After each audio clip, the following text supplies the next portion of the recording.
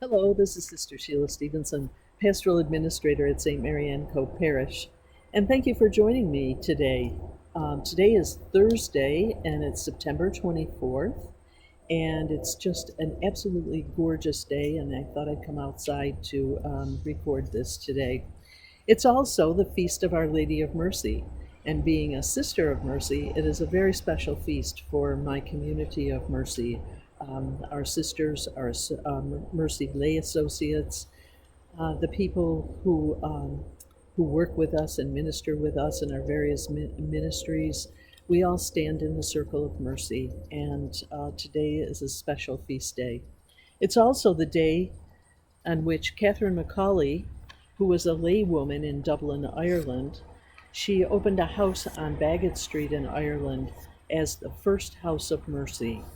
And again, she was a laywoman who wanted to do good with an inheritance she received, and she wanted to reach out and help poor working women in Dublin, Ireland, who needed education, they needed a place to stay, they needed food, and their children.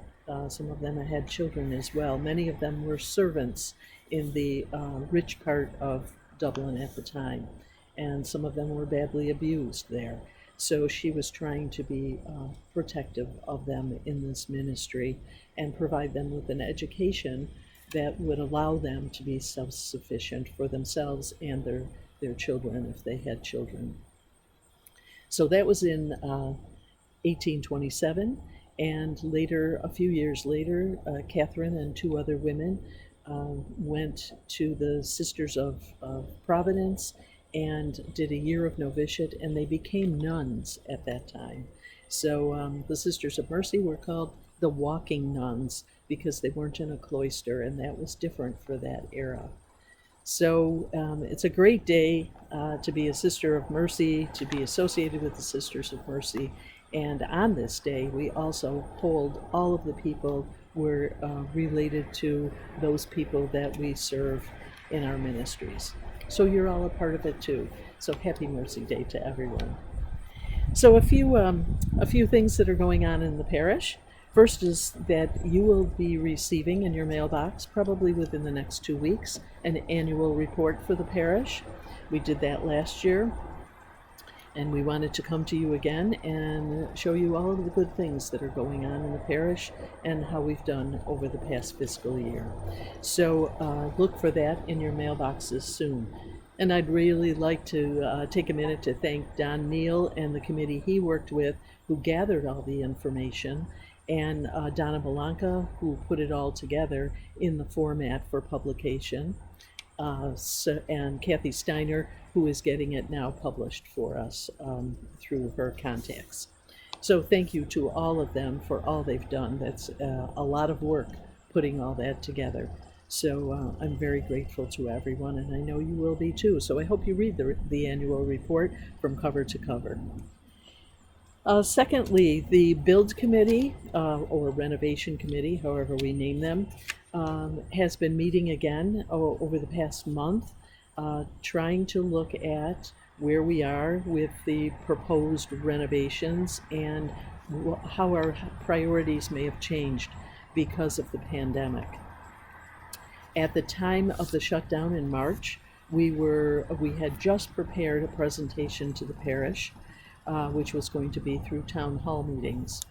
We obviously were not able to do that, but at this point, we are now looking at how, as I said, how our priorities may have changed, what's different, how the pandemic has impacted us, and where do we go from here. So I met with the parish council. The Build Committee met with the parish pastoral council and the finance council last week, and we apprised them of the situation and where we are at this point. It was a chance for them to interact, give feedback to us. So that being where that is, we're also going to have to go back to the diocese to say our priorities may have changed, and this is what we would like to do now. And what are we going to do about financing now? Because as I've said before, we will have to do a capital campaign, but starting a capital campaign in the midst of a pandemic is not the right thing to do. So that's where we are. We will be back to you as soon as we get our proverbial ducks in a row and have uh, things to bring back to you. So that will be hopefully before not long from now. So that's where we are with that. And I just want to say a special thanks also to the Build Committee as well as to Mike Kanaka, our architect, for all the work they're continuing to put into this, and our Liturgical Space Committee, which is it's a subcommittee of the Build Committee, and they're looking at the sanctuary space itself and the gathering space. So everyone's putting in a great amount of work, for which I'm truly grateful. And that brings me to strategic planning. You know, we have we have a strategic plan, and we have 5 committees to address the 5 goals of the strategic plan. Again, impacted by the pandemic and the closure and not knowing what's going forward, we need to relook at that and look at what our priorities are and how those may need to shift or change at this point. So Yvonne Kmade, who is the chair of Pastoral Council, and I will be meeting with the 5 strategic planning committees, goal committees, this coming week, and we'll see what we need to do from there. But there is a lot coming out right now about groups, whether they're business groups or not-for-profits or churches, how you need to look at your strategic plan, and in some cases may have to even end up getting rid of that strategic plan and starting something new. So I don't know how it will go. Nobody does right now, but we'll talk about it, and we'll begin the process next week. From Amanda and Gina, Amanda Rayburn, Faith Formation, and Gina Jennison Youth Ministry. Their programs are beginning or have begun.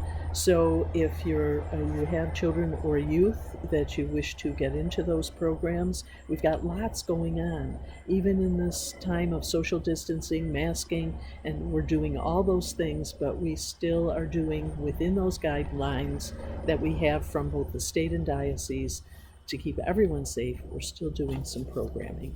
So don't let your children miss out on it. And there are various ways to do it, from home, from Zoom, from in person. So anyway, contact either one of them.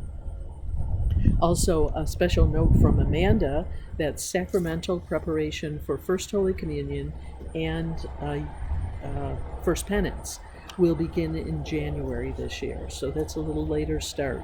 So just to note that you can contact Amanda to get more information, but it will be starting not until January. In addition to that, what was the other thing she had? Oh, this coming week, those who were supposed to make their first communion back in May will be making their first communion Saturday, October 3rd. So hold them in prayer. Some have already made their first communion with their families privately at church at a Mass, but others wanted to do it as a group. So I believe we have 10 students and their families who will be making First Communion on Saturday morning. So hold them all in prayer. It's wonderful to welcome them to the table of the Lord in full communion with us.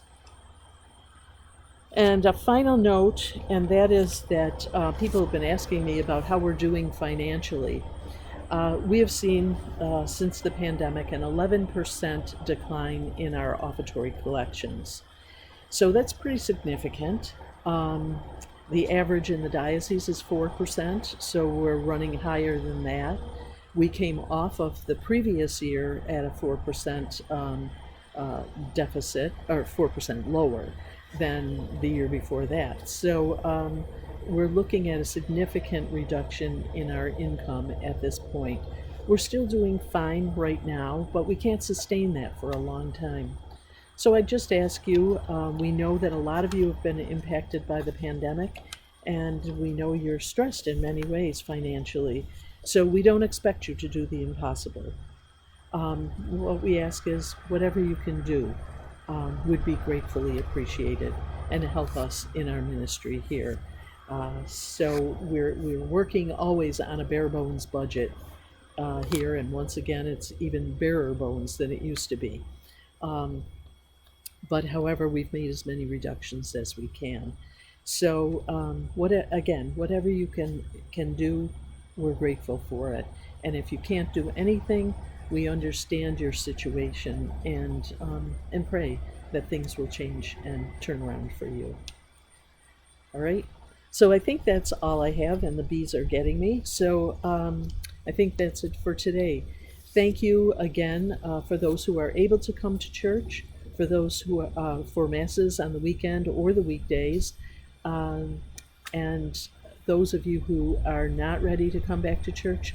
That's fine. We hope you're watching online, but know that we're all engaged. We are one community, even though we are separated by circumstances at this time. But whenever you can come back, we'll be glad to see your smiling face and have you back at the table as well, the table of the Eucharist as well. And I know so many have expressed how much they miss that, and we miss having you there as well. But we are one community of St. Mary Ann Cope Parish, and we will get through this together. Again, if you need anything, you know of anybody who needs anything, please call our office. We will try our best to fulfill the needs of people during this time.